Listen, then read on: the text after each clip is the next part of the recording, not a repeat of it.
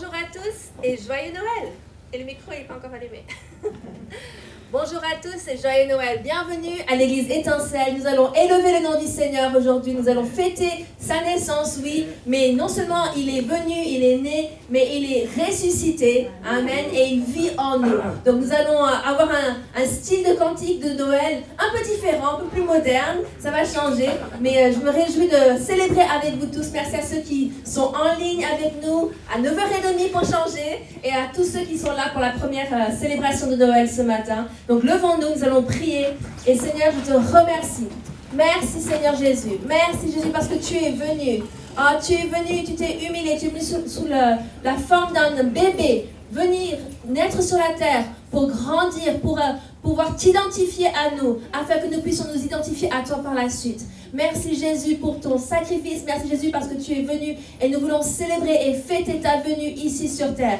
Seigneur, nous voulons élever ton nom, nous voulons chanter combien tu es digne de louange. Et merci Père que nous puissions communier tous ensemble et passer ces fêtes dans la joie et dans la paix. Dans le nom de Jésus. Amen.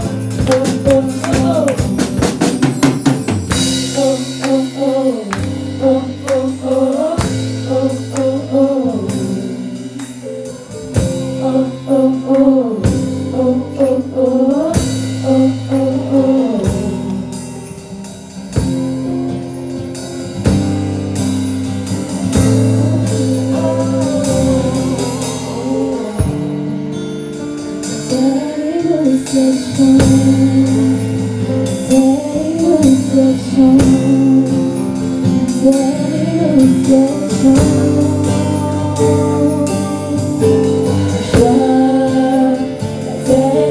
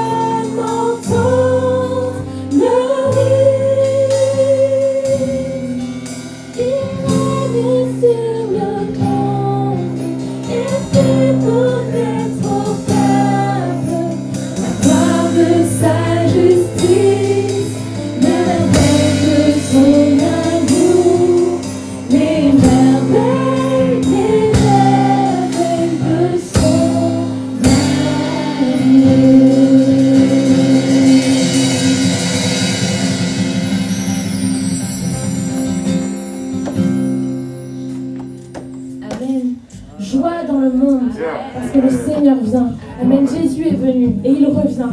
Et c'est vraiment notre raison de nous réjouir ce matin. Que Dieu s'est approché de nous. Dieu s'est fait homme pour nous sauver, pour nous montrer son amour. Amen.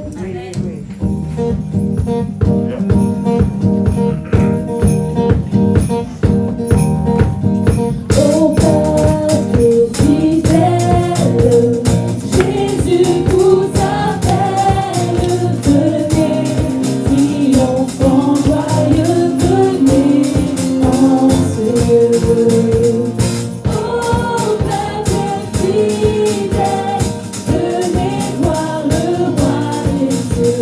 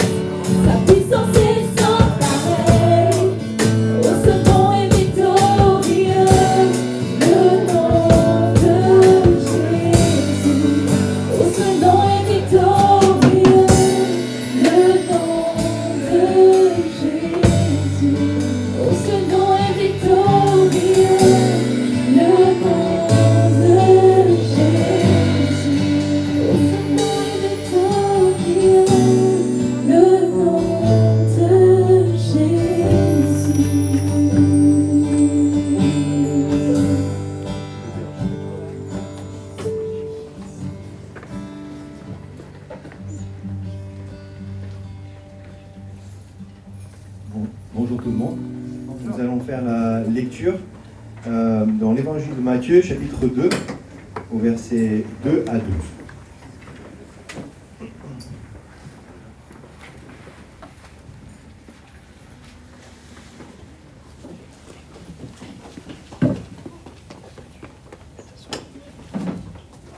Je commence la lecture. Jésus étant né à Bethléem en Judée, au temps du roi Hérode, voici des mages d'Orient arrivèrent à Jérusalem et dirent : Où est le roi des Juifs qui vient de naître ? Car nous avons vu son étoile en Orient et nous sommes venus pour l'adorer. Le roi Hérode, ayant appris cela, fut troublé et tout Jérusalem avec lui. Il assembla tous les principaux sacrificateurs et les scribes du peuple et il s'informa auprès d'eux où devait naître le Christ. Ils lui dirent : à Bethléem, en Judée, car voici ce qui a été écrit par le prophète. Et toi, Bethléem, terre de Juda, tu n'es certes pas la moindre entre les principales villes de Juda, car de toi sortira un chef qui paîtra Israël, mon peuple. Alors Hérode fit appeler en secret les mages, et s'enquit soigneusement auprès d'eux depuis combien de temps l'étoile brillait. Puis il les envoya à Bethléem en disant : Allez, et prenez des informations exactes sur le petit enfant. Quand vous l'aurez trouvé, faites-le moi savoir, afin que j'aille aussi moi-même l'adorer. Après avoir entendu le roi, ils partirent.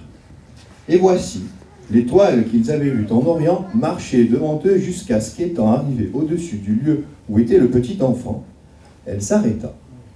Quand ils aperçurent l'étoile, ils furent saisis d'une très grande joie. Ils entrèrent dans la maison, virent le petit enfant avec Marie, sa mère, se prosternèrent et l'adorèrent. Ils ouvrirent ensuite leur trésor et lui offrirent en présent de l'or, de l'encens et de la myrrhe. Puis, divinement avertis en songe de ne pas retourner vers Hérode, ils regagnèrent leur pays par un autre chemin.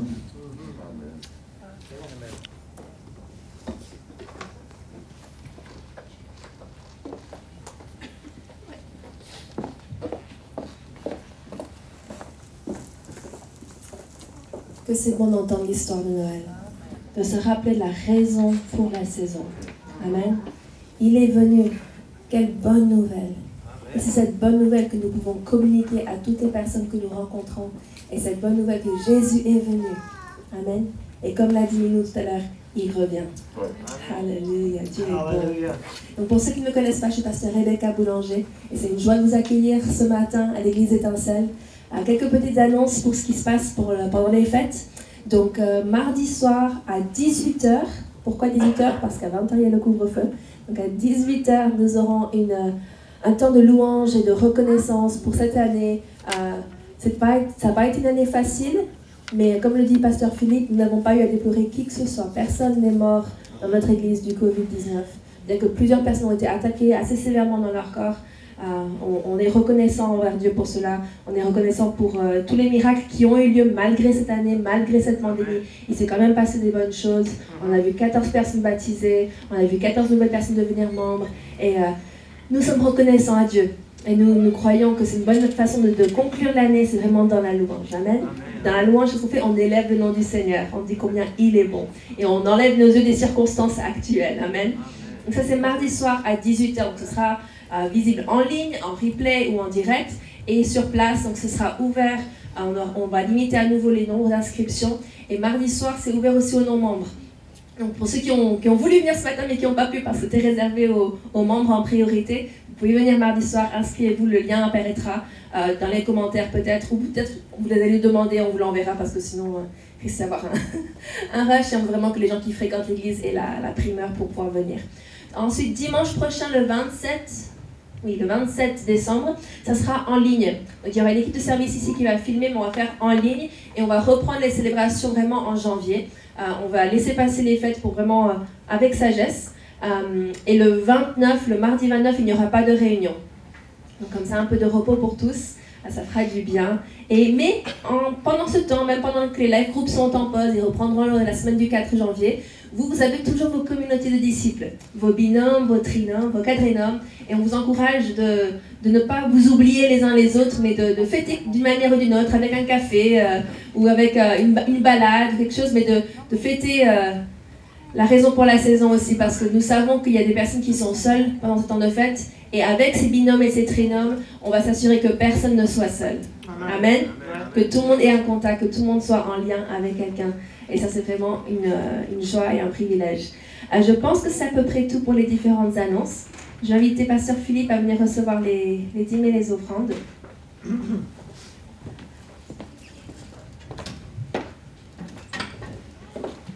Bonjour à chacun, j'espère que vous allez bien. Donc je suis Philippe Boulanger, comme ça se prononce. Et puis en ce dimanche 20 décembre, j'ai déjà reçu mon cadeau de Noël. Oh mais comment ça se fait? On n'est pas encore le 24, on n'est pas encore le 25. Vous savez quoi? Vous voir, c'est mon cadeau de Noël. Encore, vous voir, c'est mon cadeau de Noël. C'est tellement précieux. Et on espère voir aussi ceux qui ne sont pas encore membres de l'Assemblée éventuellement mardi à 18h. Aussi, j'aimerais en cette fin d'année vous adresser mes sincères remerciements pour votre fidélité dans les dons en cette année qu'on pourrait qualifier d'invraisemblable. Mais dimanche dernier, on vous a lu un courrier de l'aumône que nous avons adressé au Patio. Donc c'est une fondation L'Enval qui s'occupe des bébés. Et nous avons donc donné 1915 € cet automne à cette association. Et grâce à notre trésorière Geneviève, fais-moi un petit coucou Geneviève, nous avons aussi pu finaliser l'aumône aux sinistrés cette semaine. Et nous sommes passés par le Secours catholique et nous avons donné en tant qu'Église, après les 1915 € à la Fondation Norval, nous avons donné 1845 € pour pouvoir aider les sinistrés des vallées. Parce que... certes, c'était le 2 octobre, on n'entend plus beaucoup parler des sinistrés aux nouvelles, mais leur quotidien est difficile, d'accord? Donc, félicitations à toute l'Assemblée pour cela. Et ce matin, pour être totalement transparent avec vous, nous allons garder l'offrande de ce matin pour l'Église Étincelle. Et je voulais juste vous lire un texte qui me semble à propos après une telle année 2020, que l'on trouve en 2 Corinthiens chapitre 8. Je vais juste lire 4 versets. Nous vous faisons connaître, frères, la grâce de Dieu qui s'est manifestée dans les églises de la Macédoine. Les églises de la Macédoine étaient des églises européennes, comme nous. Au milieu de beaucoup de tribulations qui les ont éprouvées. Quelqu'un peut s'identifier à cela après cette année?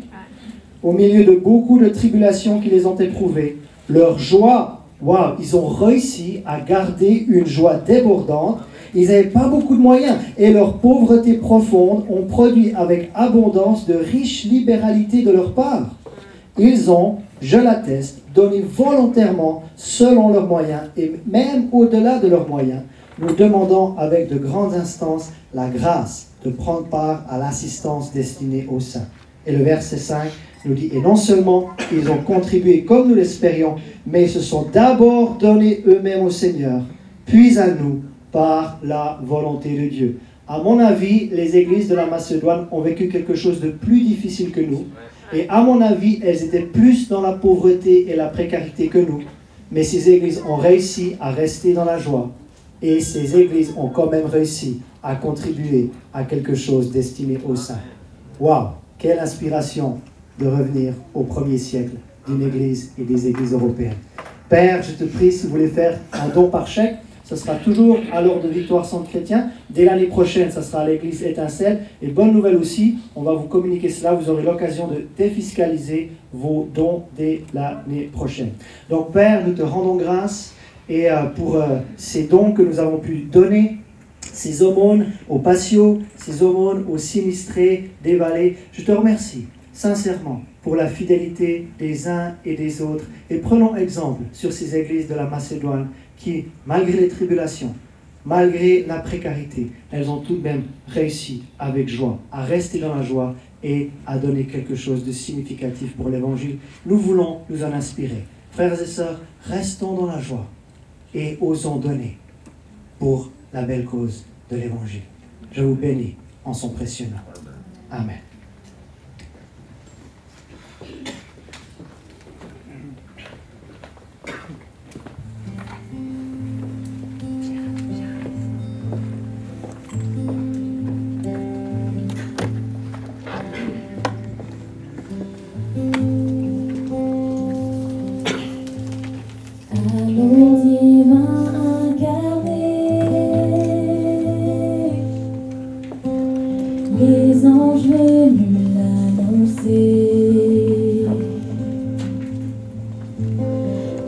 genoux devant l'enfant,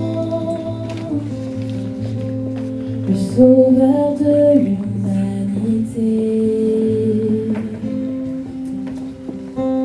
Parmi nous l'enfant est né, il régnera à jamais. Noël, Noël,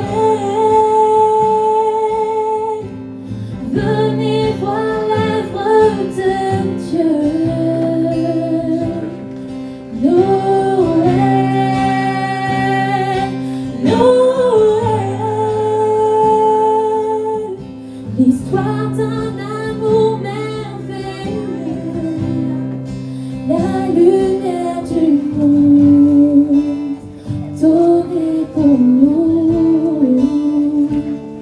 Noël,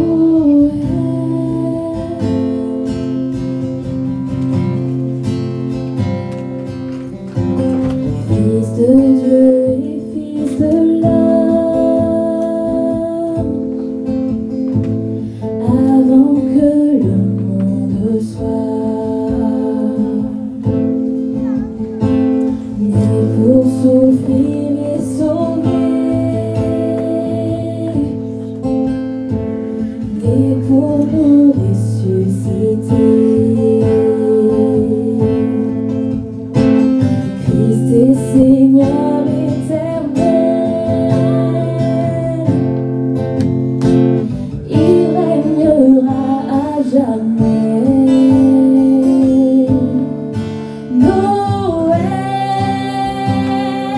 Noël, venez voir l'œuvre de Dieu. Noël, Noël, l'histoire d'un amour merveilleux, la lumière du monde donnée pour nous. Noël,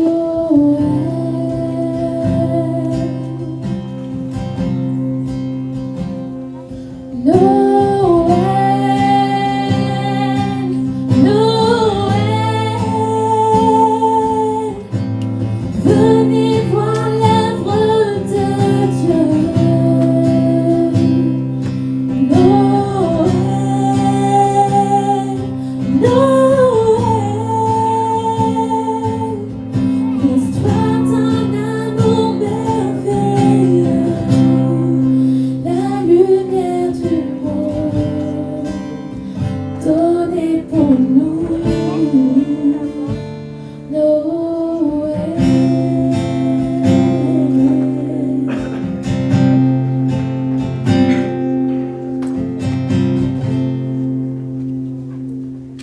Bravo.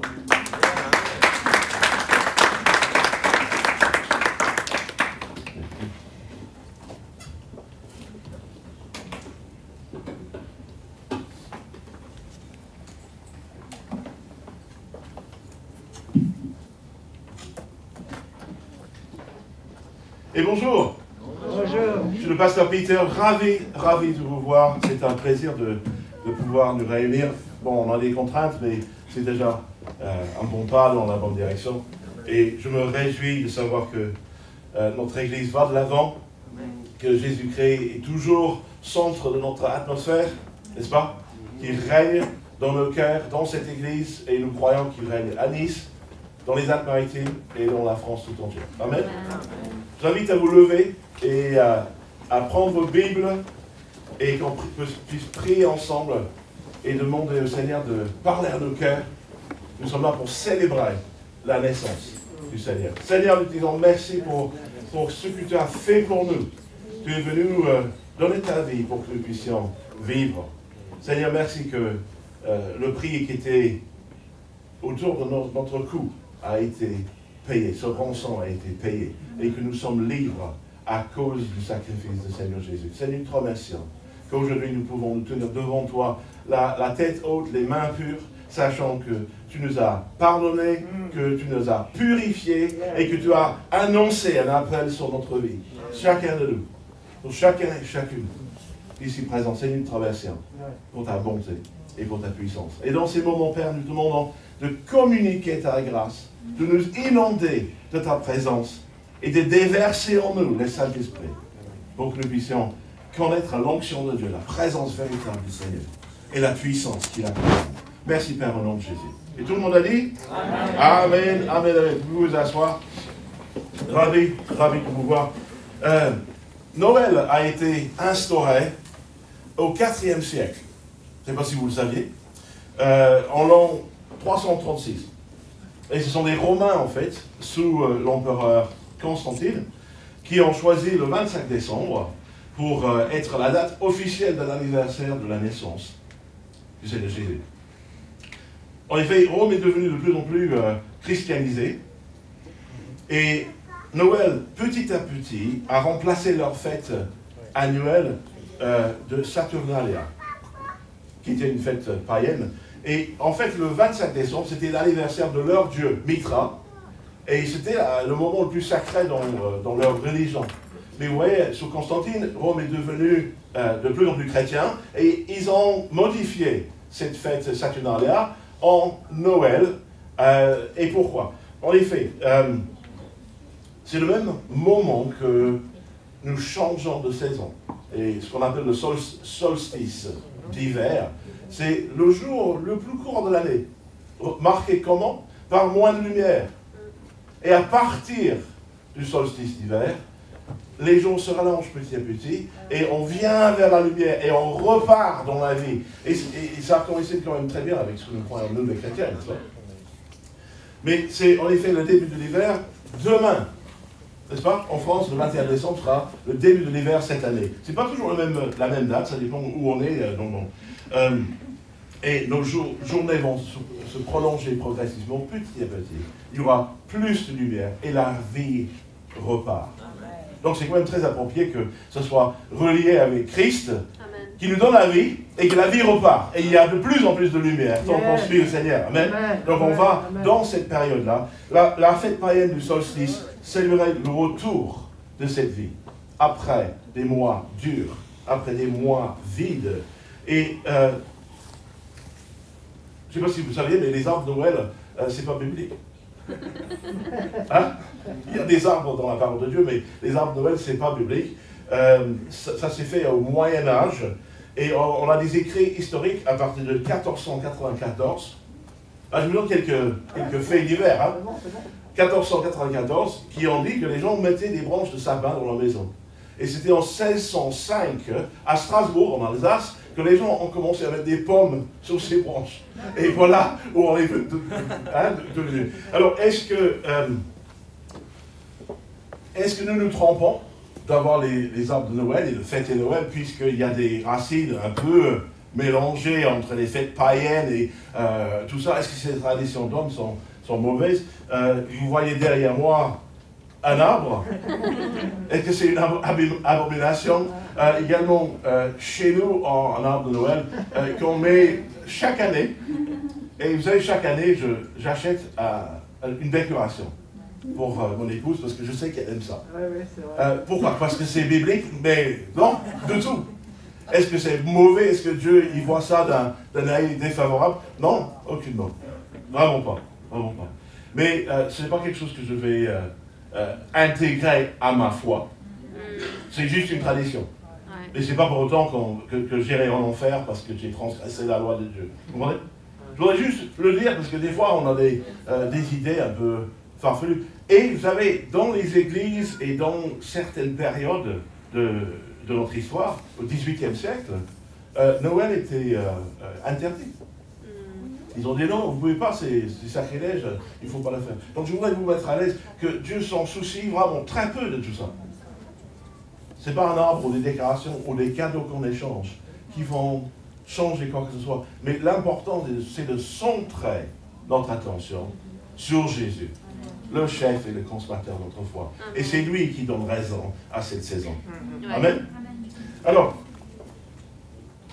Noël est devenu quelque chose de très commercial. Hein? Et les gens recherchent plutôt le foie gras et les homards plus que la présence de Dieu. C'est vrai. Hein? Et on a toute une tradition. Et les gens, vous savez, les gens deviennent tout de même très sentimentaux.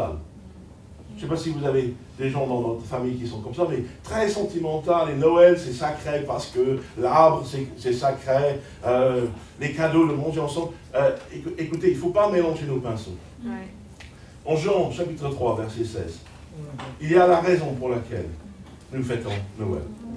Et il dit que car Dieu a tant aimé le monde qu'il a donné son Fils unique afin que quiconque croit ne périsse point, mais qu'il ait la vie éternelle. Afin que quiconque croit en lui ne périsse point, mais qu'il ait la vie éternelle.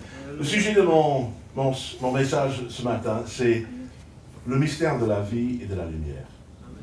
Le mystère de la vie et de la lumière. Nous sommes dans cette période de solstice d'hiver, lorsque la vie repart et la lumière revient. Et c'est en Christ que tout ceci a un sens.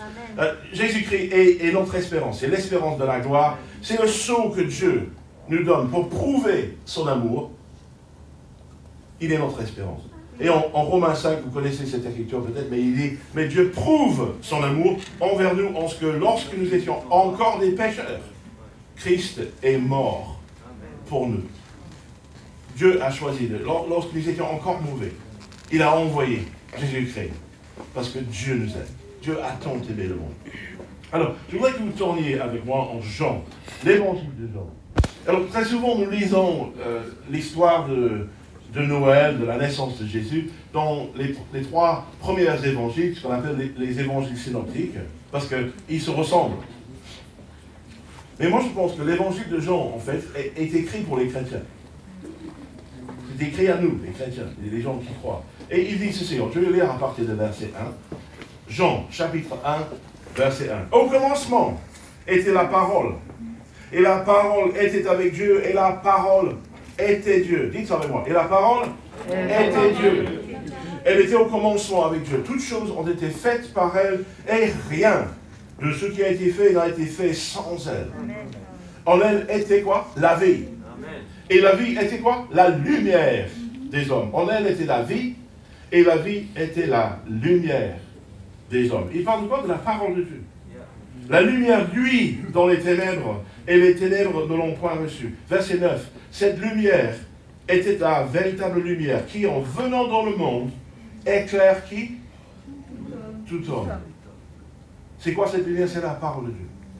Et en venant dans le monde, elle éclaire tout homme. Elle était dans le monde, et le monde a été fait par elle, et le monde ne l'a point connue. Elle est venue chez les siens, et les siens ne l'ont point reçue. Mais à tous ceux qui l'ont reçue, à ceux qui croient en son nom, elle a donné le pouvoir de devenir enfants de Dieu. Lesquels sont nés non du sang, ni de la volonté de la chair, ni de la volonté de l'homme, mais de Dieu. Et la parole a été faite chair. Et elle a habité parmi nous, pleine de grâce et de vérité, et nous avons contemplé sa gloire. Une gloire comme la gloire du Fils unique venu du Père. Verset 16.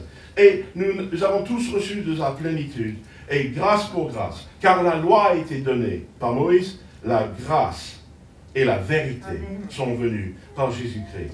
Et ce que nous annonçons à ce moment de l'année, à la naissance de Jésus, c'est que la grâce de Dieu est venue remplacer la loi.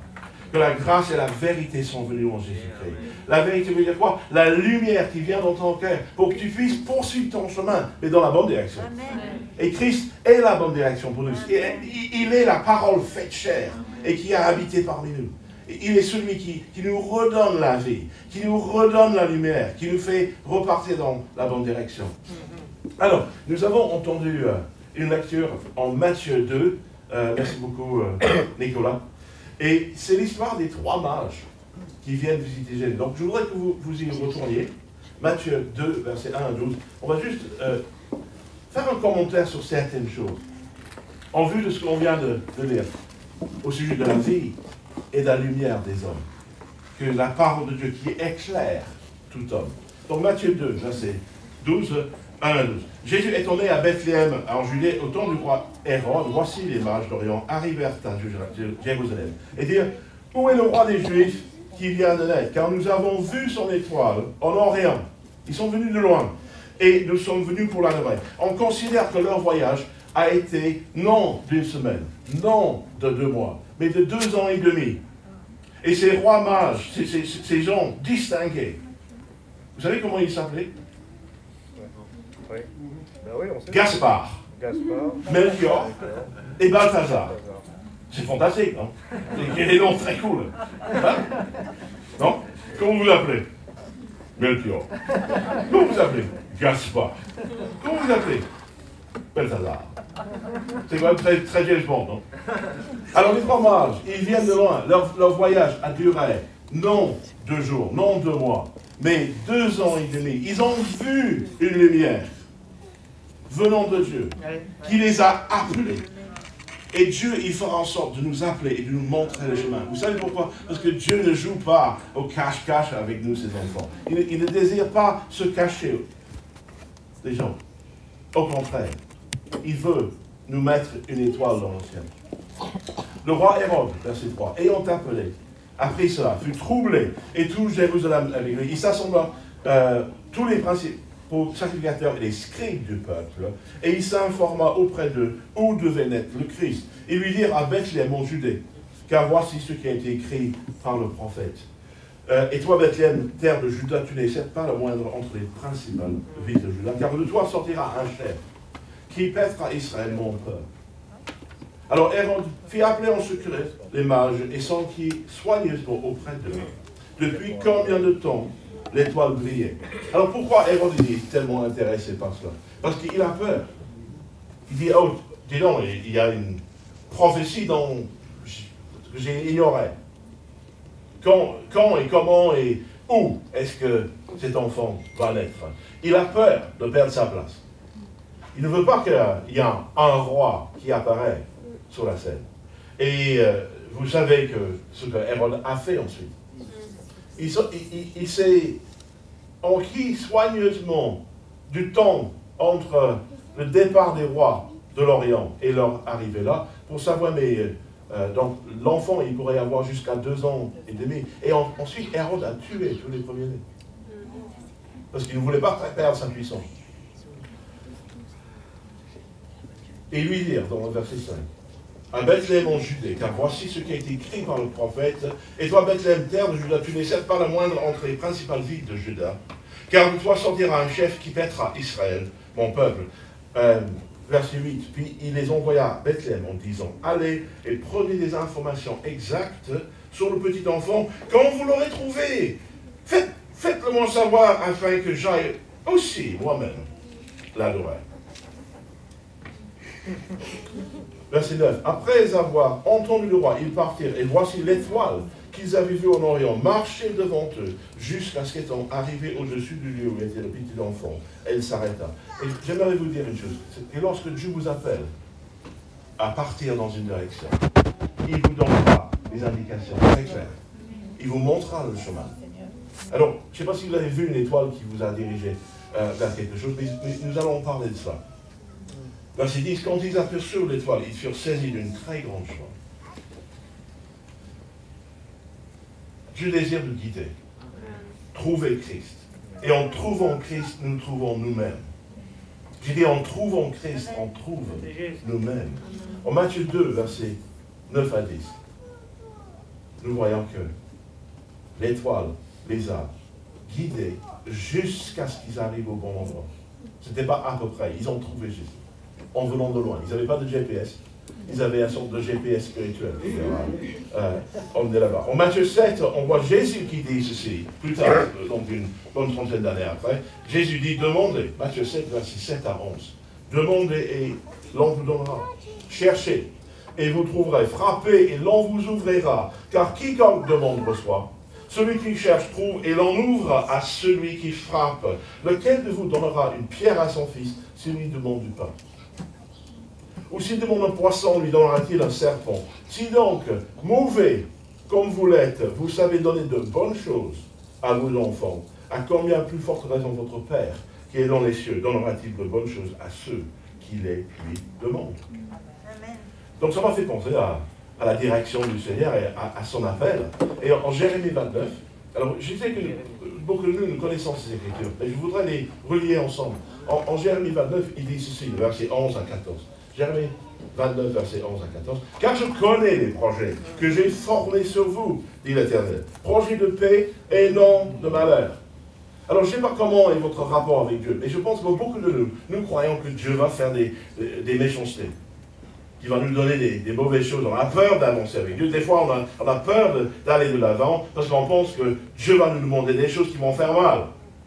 Mais Dieu dit, j'ai des projets de paix et non de malheur, que j'ai invoqué sur vous, afin de vous donner quoi? Un avenir et une espérance. Vous m'invoquerez et vous partirez. Comment? Parce que le Seigneur vous montrera le chemin. Il ne va pas laisser orphelin sans direction. Il fera la même chose qu'il a fait pour les rois mages, mais peut-être de notre moyen.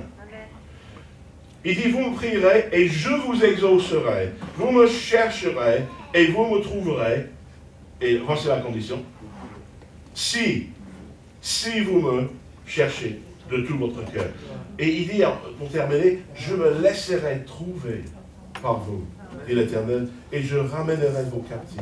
C'est-à-dire les choses dans ta vie qui ne vont pas. Dieu, il va organiser ces choses. Il va vous libérer. Je ramènerai vos captifs. Je ne vais pas vous laisser démunis. Au contraire, venir à Jésus, de venir au Seigneur, c'est tout à fait partie du plan de salut. Dieu a tant aimé le monde. Pas simplement pour que nous soyons sauvés et ensuite paumés. Non. Mais sauvés et appelés, sauvés et des vies qui sont dessinées par Dieu. Vous êtes là? Oui. Vous pensez à votre vote. Des vies qui sont dessinées par Dieu. Amen. Avec un appel, avec une onction, avec un sens de ministère, un sens de destin. C'est ce que la naissance de Christ proclame sur chacun de nous. Amen. Vous m'invoquerez et vous partirez. Vous me chercherez et vous me trouverez. Alors, comment trouver le Seigneur aujourd'hui? Moi, je n'ai pas d'étoile que je suis, c'est pas pour vous. Hein? Ni physiquement, ni métaphoriquement. Moi, je ne suis pas dans l'astrologie, je pense que ça, par contre, c'est assez mauvais. Mais en Jean 1, il dit, dans le verset 4, que en elle, dans la parole, était la vie. Jean 1, verset 4, on l'a lu tout à l'heure. En elle était la vie, et la vie était quoi? La lumière des hommes. La lumière luit dans les ténèbres, et les ténèbres ne l'ont point reçue. Verset 9, cette lumière était la véritable lumière, qui en venant dans le monde éclaire tout homme. Pourquoi il a pris le soin de dire la véritable lumière? Parce qu'il y a plein de différentes lumières qui vont vous faire croire, aussi par-ci, c'est par cela. Il y a des gens aussi qui sont tellement dans la médiocrité, ils vont vous dire, ah oui, mais tous les chemins mènent à Rome. Mais je ne suis pas d'accord. Amen. Hein? Tous les rues, tous les chemins, toutes les lumières n'amènent pas à Rome. N'amènent pas au salut.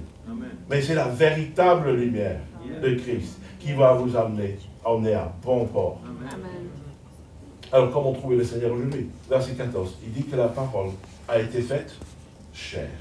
La parole a été faite chair et elle a habité parmi nous pleine de grâce et de vérité. Jésus est la parole de Dieu, faite chair. Et c'est la parole de Dieu qui va nous éclaircir, qui va nous emmener dans la bonne direction et dans le bon chemin. Alors, je voulais parler de Melchior, de Balthazar, de Gaspard, nos bien-aimés trois mages. Ils sont venus de loin. Verset 10 de Matthieu 2, verset 10. Quand ils aperçurent l'étoile, ils furent saisis d'une très grande joie. Et je veux vous dire une chose, quand Dieu vous appelle, vous serez dans la joie. Amen. Dieu ne désire pas vous faire des méchancetés, il ne désire pas vous troubler. Au contraire, il désire te mettre dans une joie parfaite. Ils entrèrent dans la maison, virent le petit enfant avec Marie, verset 11, sa mère, se prosternèrent et l'adorèrent. Ils ouvrirent ensuite leur trésor et lui offrirent en présent de l'or, de l'encens et de la myrrhe. De l'or, de l'encens et de la myrrhe. Les rois mages reconnaissaient qui il était Jésus. Ils ont démontré cette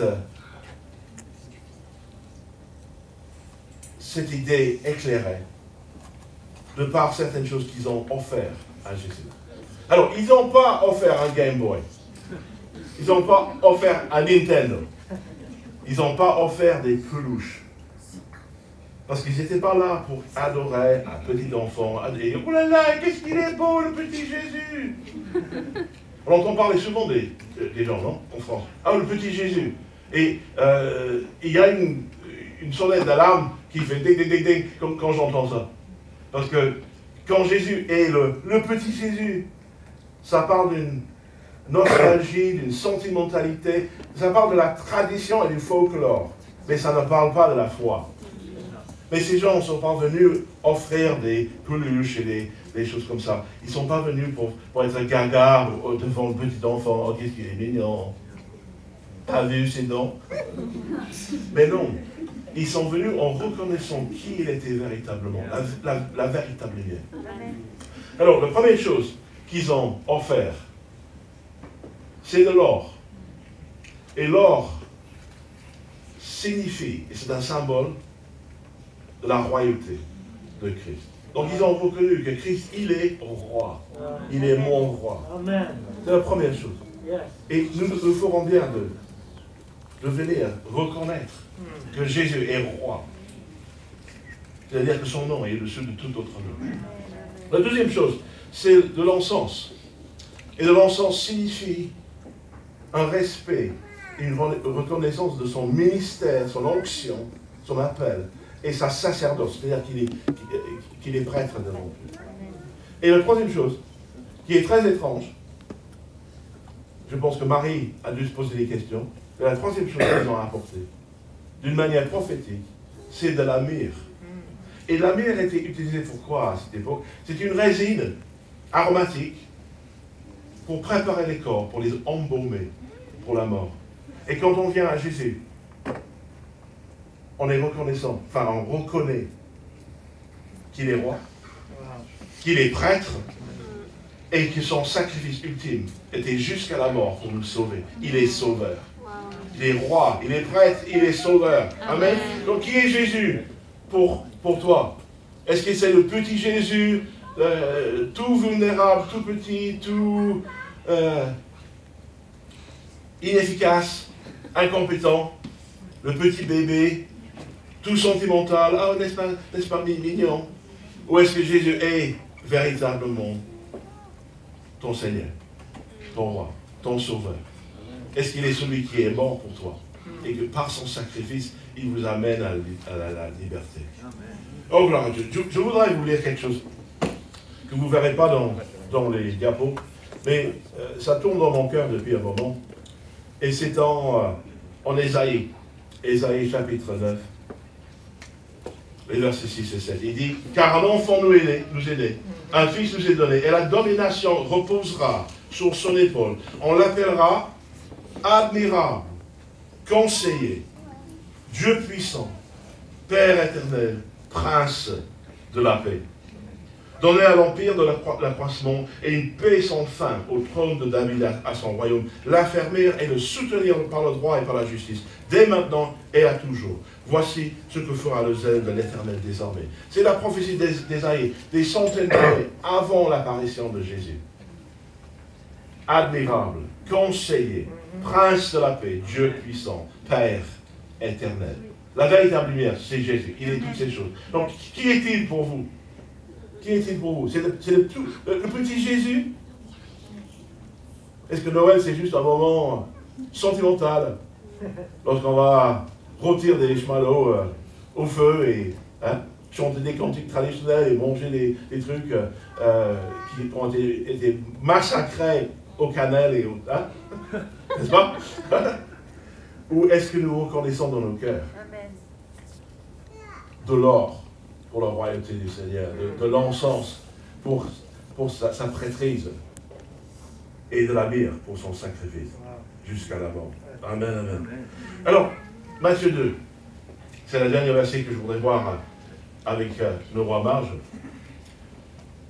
Verset 12. Puis, divinement averti en songe de ne pas retourner vers Hérode, ils regagnèrent le pays par un autre chemin. Divinement averti en songe.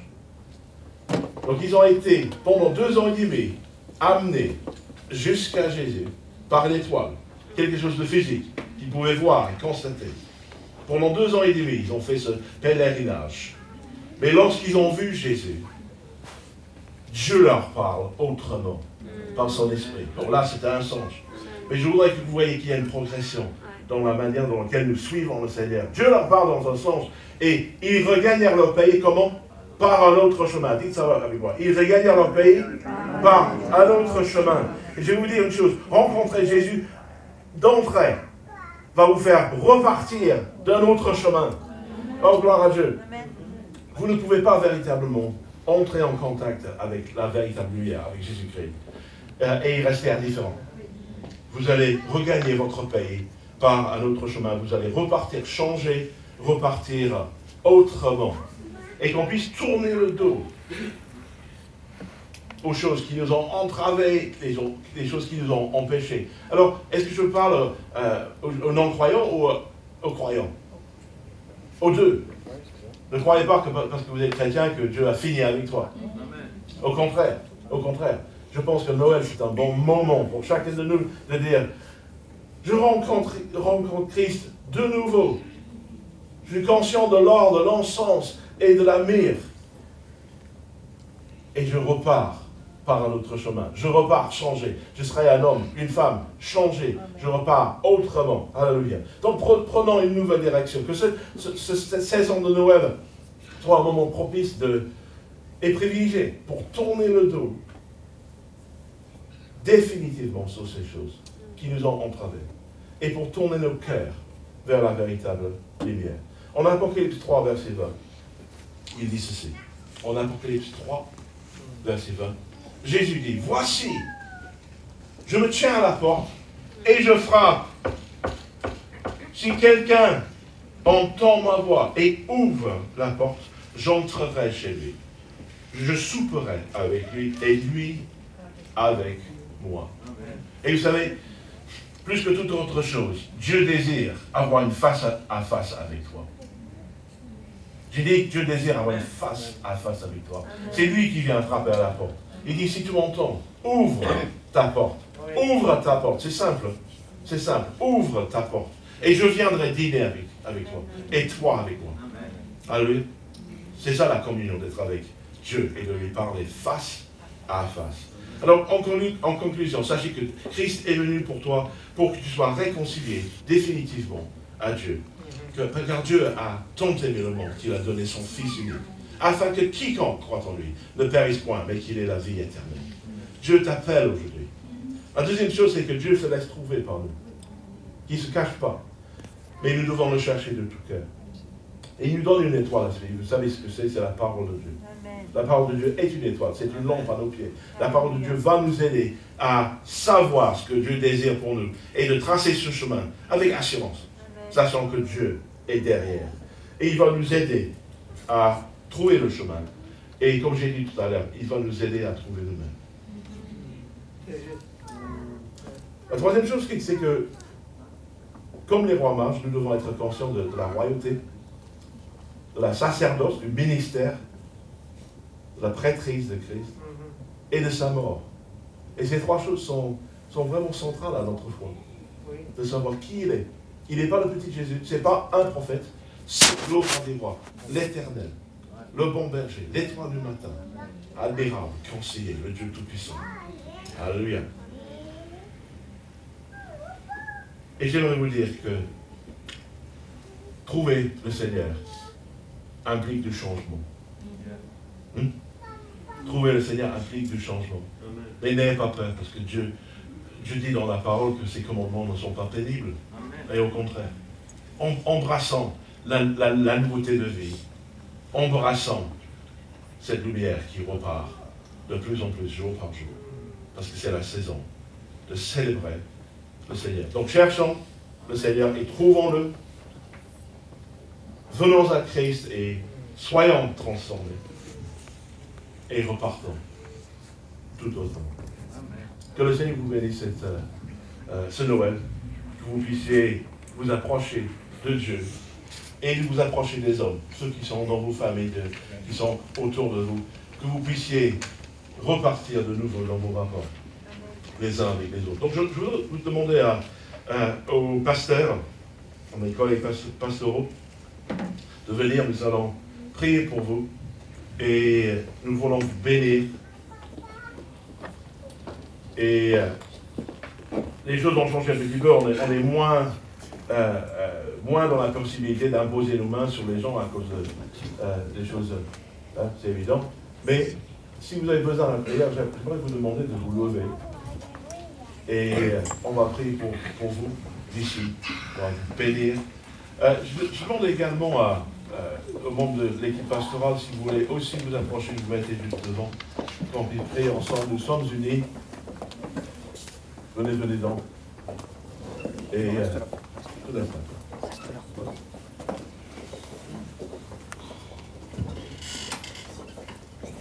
Pour ma part, j'ai à cœur de prier sur vous et votre famille. Cette prière de bénédiction qu'on a beaucoup chantée en 2020. C'est la prière et la bénédiction de Nombre 6, verset 24.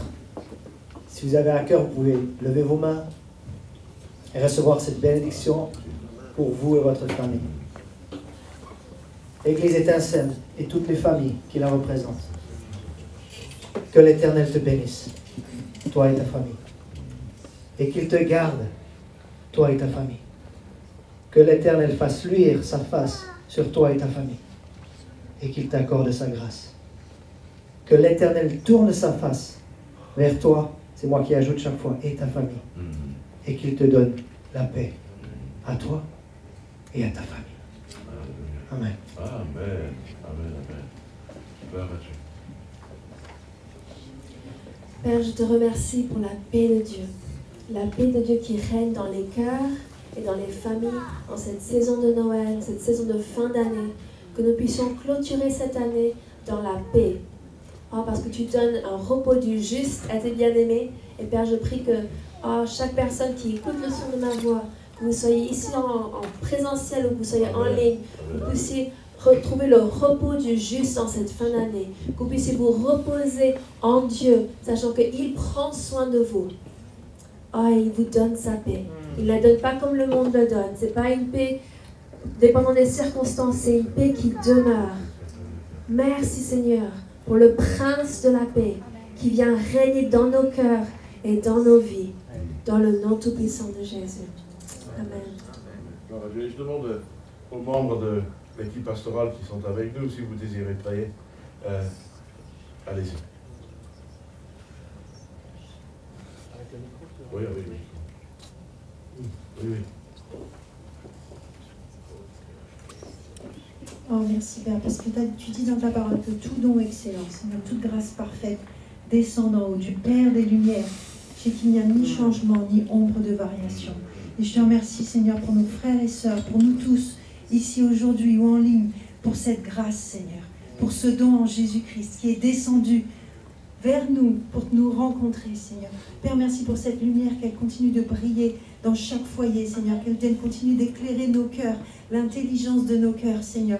Père, peu importe les circonstances, je prie, Seigneur, que chacun puisse voir avec tes yeux, Seigneur, aimer avec ton cœur, Seigneur, et recevoir chaque jour cette provision de grâce nécessaire en Christ Jésus pour aller de l'avant, Seigneur, et continuer d'éclairer dans ce monde, parce que tu continues d'éclairer, de témoigner de ton amour au travers de chacun d'entre nous. Alors merci, Seigneur. Merci pour ta vie, Seigneur, et ta lumière qui sont venues à notre rencontre et que nous pouvons continuer de propager, Seigneur, bien plus largement que nous-mêmes, pour qu'une multitude, Seigneur, puisse te rencontrer et te reconnaître comme leur Seigneur et leur Sauveur en Jésus-Christ. Amen.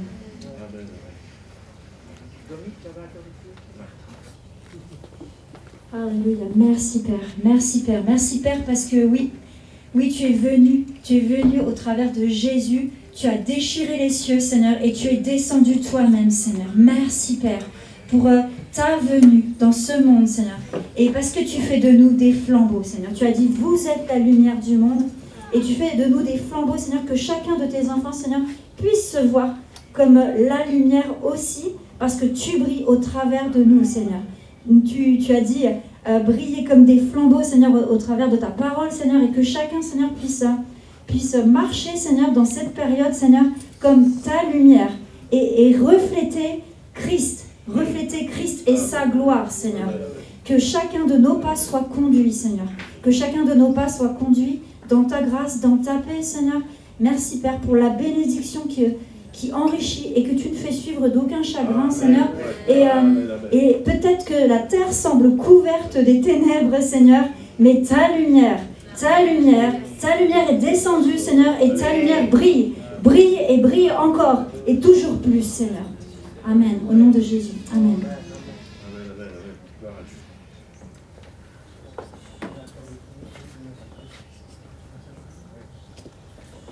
Merci Seigneur parce que tu, à l'occasion de cette fête de Noël, Seigneur, merci parce que tu rappelles à nos cœurs, Seigneur, l'essence même de cette fête de Noël, Seigneur. Merci parce que c'est ta lumière qui va nous rappeler ça, Seigneur. Et merci Père parce que tu vas nous rendre sensibles pour les personnes qui sont autour de nous, Seigneur. Merci Père pour les gens que nous avons un petit peu négligés par rapport à toute cette situation, Seigneur. Merci parce que tu nous orientes, Seigneur, vraiment à prendre nos téléphones, Seigneur, à reprendre contact quelques minutes, Seigneur, pour ces personnes qui sont seules, Seigneur.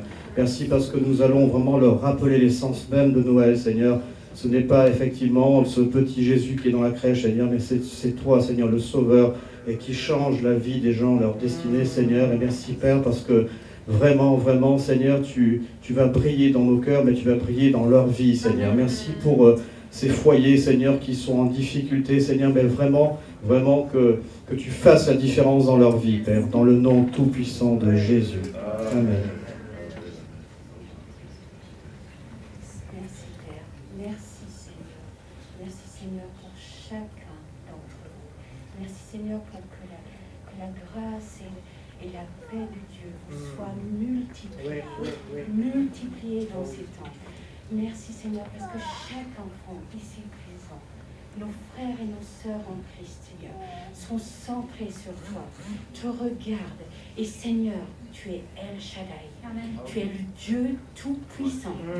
Aucune arme forgée contre vous n'aura d'effet. Vous êtes ses enfants bien-aimés. Il veut prendre soin de vous et il vous soutient de sa droite triomphante. Vous êtes plus que vainqueurs. Vous êtes plus que vainqueurs. Vous êtes ses enfants bien-aimés. Et il veut déverser cette grâce et sa bonté. Et son amour vous entoure comme un bouclier. Que le Seigneur vous bénisse abondamment. Vous, vos enfants, vos familles, vos bien-aimés, votre entourage. Il est Dieu El Shaddai, le Dieu tout-puissant. Au nom de Jésus-Christ. Amen. Amen, amen. Je me réjouis réellement d'avoir tous nos bien-aimés de l'équipe pastorale. On est quasi complet. Pasteur Chériline s'occupe des choses familiales ce matin, mais elle nous regarde et il vous embrasse très fort. Mais devant vous, vous avez l'équipe pastorale qui travaille toute l'année. Souvent derrière, vous ne les voyez pas beaucoup des fois, mais on prie ensemble, on cherche la face de Dieu et on met en place, avec le conseil d'administration, la vision que Dieu a donnée à cette Église. Et je m'en réjouis vraiment d'être entouré de telles personnes qui sont consacrées à l'œuvre du Seigneur. Amen. Nous allons rester debout maintenant pour chanter la dernière chant de Noël et qu'on puisse se réjouir de savoir que Jésus nous appelle et il a un plan pour nous. Amen. Amen.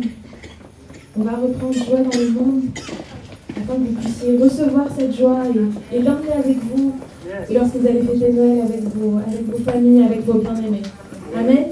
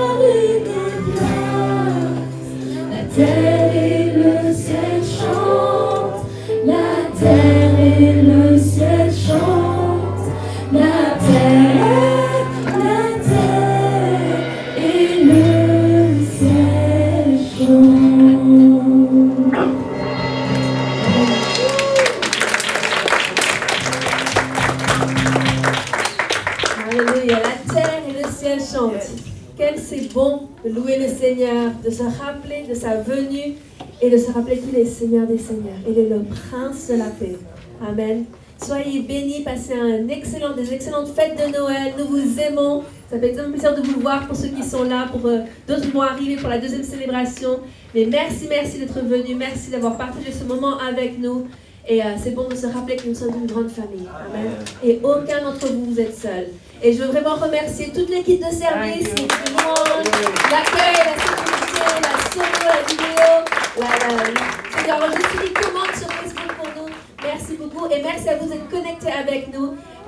On est une grande équipe et c'est mieux de faire cela en équipe. Pourquoi? Parce qu'on va plus loin en équipe que tout seul. Donc soyez bénis, joyeux Noël. Nous vous aimons très fort et à très bientôt. Amen.